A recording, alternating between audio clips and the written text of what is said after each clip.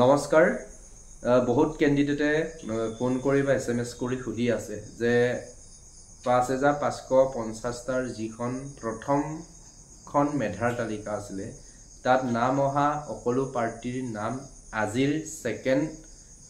provisional merit লিষ্টত নাম আইবনে নাই বা ৰিজাল্ট চেক কৰিব লাগে নে নাই বহুতে খুদি আছে বহুতৰ ডাউট আছে সো আপোনালোকে আজিও নিজৰ নামটো আছে নে নাই চেক কৰিব লাগিব আৰু এটা কথা স্পষ্টভাৱে কৈ দিছো যদি আপোনালোকৰ নাম প্ৰথমখন মেধাৰ তালিকাত আইছিলে আৰু ৰিমাৰ্কছত যদি একো লিখা নাছিলে ডেফিনেটলি আজিৰ ৰিজাল্ট চিটতো আপোনালোকৰ নাম আইব তাৰ লৈ ডাউট কৰিবলগীয়া একো নাই আৰু বহুত নতুন পাৰ্টিৰ অন্তৰ্ভুক্ত হ'ব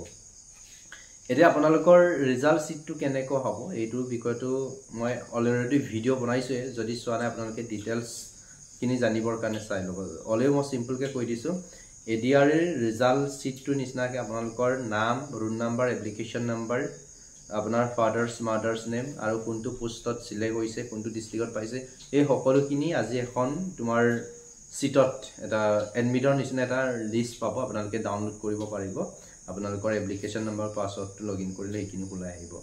তাৰ লগতে আমাৰ একৰ্ডিং টু নোটিছত যেটো লিখা আছে যে 9 নম্বৰ পইণ্টত নিজৰ ৰিজাল্ট কিনি ক্ৰেডেনশিয়েল সিস্টেমত সোৱাৰ পাছতো আপোনালোকে ওয়েবসাইটত কোনটো কাষ্টৰ বা কোনটো পোষ্টৰ ক্ষেত্ৰত কিমান কাট অফ গৈছে সেই সকলোখিনি ডিস্ট্ৰিক্ট ওয়াইজ প্লাস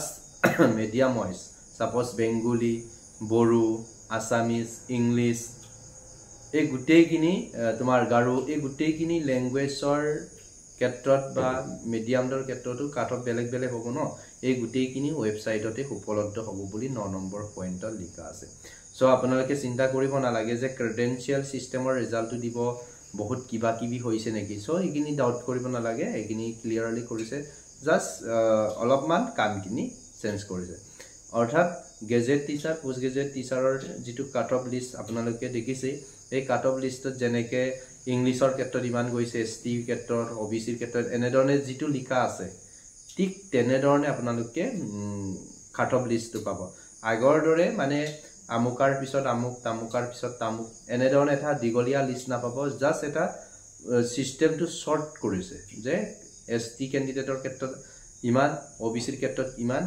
এনেকে সিস্টেম থাকিব জাস্ট আপোনালোকে গেজেট টিচাৰ আৰু পোষ্ট গেজেট টিচাৰৰ যেটো কাট অফ সেম তেনেকে আইব সো তাতে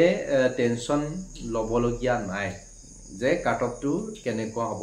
বা কাট অফ দিব নাই কোনে কোড পাইছে ওভাৰল্যাপিং হৈছে নেকি এইখিনি সোৱাৰ ক্ষেত্ৰত অলপমান বা আইডেন্টিফাই কৰাৰ ক্ষেত্ৰত অলপমান ইস্যু থাকিব পাৰে কিন্তু কাট অফৰ লগত বা আপোনালোকৰ নাম মেৰিট লিষ্টৰ পৰা কাট না যায় আৰু বহুত নতুন পাৰ্টিৰ নাম অন্তৰ্ভুক্ত হ'ব এইটোৱে আছিল সো চিন্তা কৰিব নালাগে আপোনালোকৰ নাম যদি ফাৰ্স্ট প্ৰভিজনেল মেৰিট লিষ্টত আইছিলে ডেফিনেটলি আজিৰ লিষ্টতো আহিব থ্যাংক ইউ